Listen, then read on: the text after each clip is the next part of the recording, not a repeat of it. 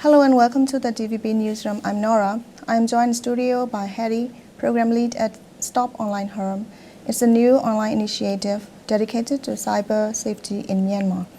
Thank you for joining me, Hetty. Thank you for having me. Could you tell me more about Stop Online Harm? Why Yeah. was it started? So Stop Online Harm is an initiative focused on combating the technology-facilitated gender-based violence, so which is also called TFGBV. So we provide support to the vulnerable communities, including women, LGBT plus community, politicians, journalists, and human rights defenders in Myanmar. We offer various services, resources like workshops, and also we also have online ambulance service, which we can talk more about it later. And we're also providing a support network for the individuals who are experiencing online harassment and other form of digital abuse. How did you get involved, and who else is involved, if you're able to share? So we are the initiative started by a group of women with different backgrounds. So some of us are journalists, some of us are from small towns, some of us moved from abroad, and some of us are like artists and technologists, example, etc. So some of our team members also experience online harassment by themselves, and they were being isolated and lost, like not knowing what to do with this or how to deal with this. So during this time, it also reflects on them that there is immediate need on supporting those who are also experiencing the same like them. So, and then these experiences and these times, it leads to this initiative called Stop Online Harm. Your website mentions the technology-facilitated gender-based violence. What does this mean? So technology-facilitated gender-based violence, it refers to this harassment or abuse or violence often conducted through the digital platforms, which targets each individual based on their gender, and also often affecting women, girls, and LGBT plus individuals. So this form of violence use technology to perpetrate power imbalances, harm, and discriminations, and it also includes a variety of behaviors aimed at intimidating the victim, the survivors. So, which social media platforms are responsible, and what actions are they doing to deal with this issue? Actually, I would say all this online violence has been happening through various social media platforms. Okay, if we talk about Myanmar context, mainly because we use a lot of Facebook, right, in Myanmar. So Facebook, Telegram, TikTok, and also the form of the online violence, it's also different. Like example, there are also cases like doing doxing a lot on the Telegram channel, mostly those who speaks out or those who involved in revolution in Myanmar. So there's a lot of doxing happening in Telegram, and then also there are other forms of online violence like sharing the intimate images online, and also there's a lot of impersonation on Facebook, like stealing your identity to make another account and doing stuff online. So I would say that there's a different platform. There are a lot of different platforms, and then also various forms of online harassments are happening. Do you think these platforms are doing enough, or is there more they could be doing? Well, it also depends on which platform. Telegram, for instance, we would say that there is no responsibility taken, or there's not much action taken by Telegram, no matter how much advocacy that you've been doing this on them. And so for Meta, Facebook, and TikTok, so we also have our trusted partners with them, so which are also trying to take actions as much as they can, and also they do have those safety and data policies on that. But I would say that there's still a lot of like room to improve on their policies and their reporting mechanisms on each platform. Yeah. Since the 2021 Myanmar coup, pro-military social media accounts have shared personal information of pro-democracy activists online. Is anything being done to stop this? Yeah, so since after the coup, we've also seen that a lot of hate speech and there's a lot of doxing going on, especially targeting women and communities against those who speak out for the revolutions and those prominent and leading role in the revolutions. So, so I would say that these forms they don't only stop online, and it's also like they're calling for the offline violence actions being done online. So right now there are also actions to there are many actions that has been taken against Telegram to write petitions and to write report to asking them to take actions on these. And then also we have we have also seen like other organizations and community initiatives that has been doing monitoring these cases and reporting data online. Yeah. Last year, international media like CNN and BBC reported on Myanmar women being doxxed online. What does that mean? Myanmar women being doxxed online. Yeah. So, like I said, the doxing is, the publications of private information. Example, your home address, your contact details without consent, with the intention to incite harassment or physical harm or emotional distress to the survivor. So.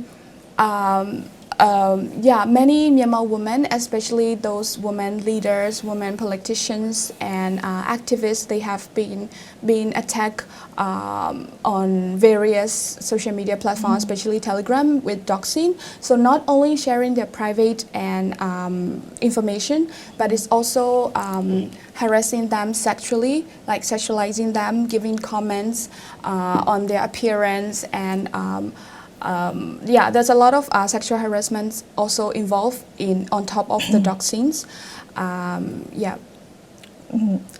Have you or anyone you know faced this? Online harassment, you mean? Yeah. So for me, I have also experienced online harassment, but in like not in a way of hate speech against hate speech related to someone I know, someone I'm related to, but also like I have also seen a lot of my friends, my loved one, especially. Those women journalists that I know, they're being harassed online, not on their work or not on their belief, but more on their appearance and more on their decisions on coming out of traditional gender roles. So I have seen like them suffering online harassments and not knowing where to turn for support. So they were being devastated, and they were also like mentally having emotional distress, and also like they went through a lot. And also like went through a lot of process to recover physically and mentally while simply by just doing their job. DVB released an investigative report into the use of Telegram, where attacks are being ordered by pro-military channels and carried out in the real world. What do you think about this? I would say that like especially after the coup, this military has been using this online harassment as a weapon to silence those women politicians, women activists, women leaders from saying what they believe in and from doing what they believe in. So lately there has been increase in those online attacks to these women.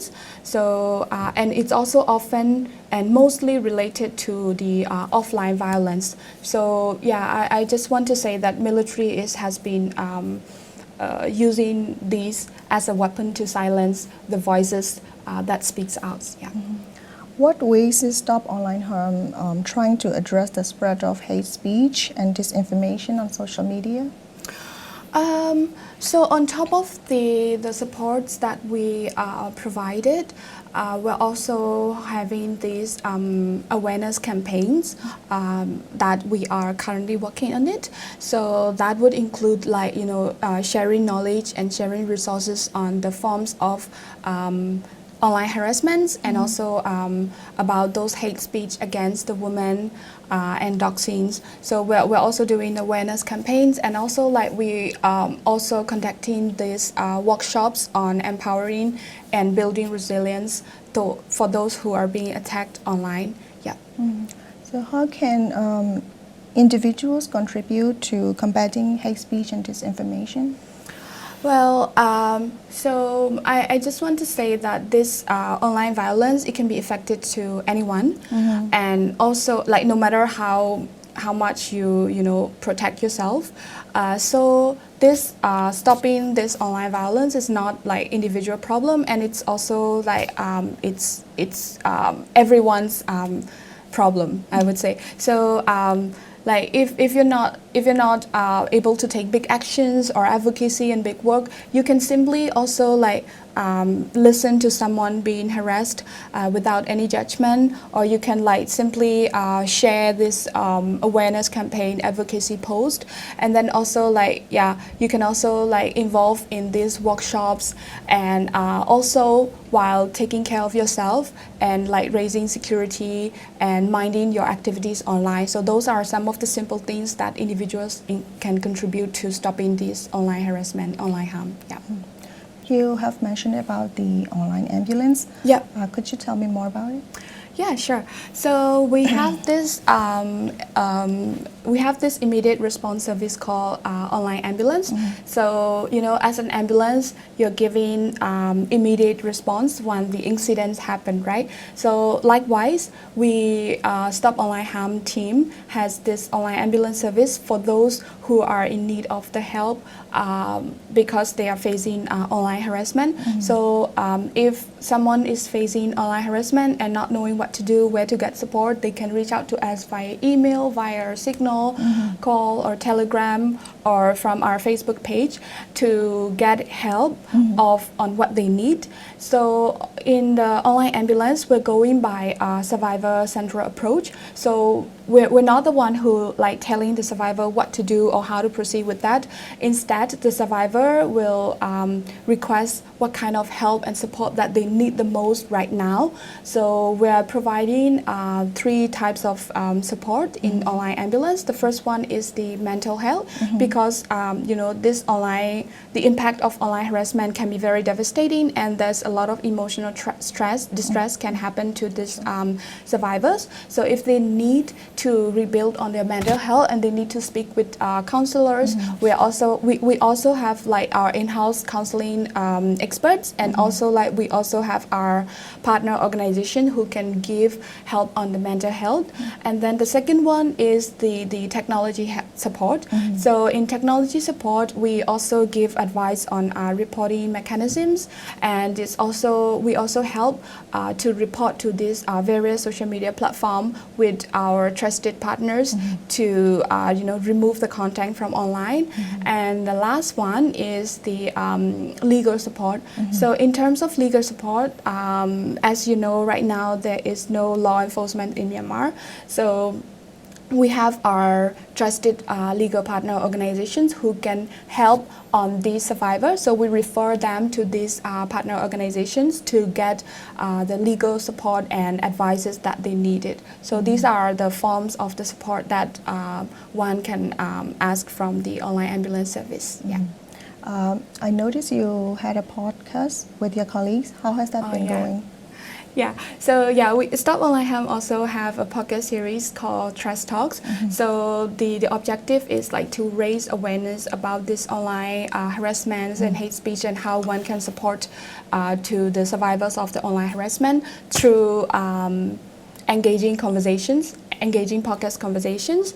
And we also feature experts and their opinions, and then also like the survivors who went through this online harassment and those who been able to go through it, and that they want to share their stories, and then also like how they went through and how did they ask help, and what are the supporting organization and resources that they want to share. So those are some of the conversations that features on our Trash Talks podcast.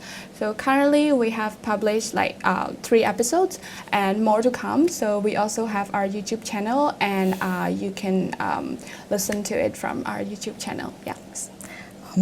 Stopping online harm is important, especially in Myanmar, where hate speech and disinformation is widely shared on social media.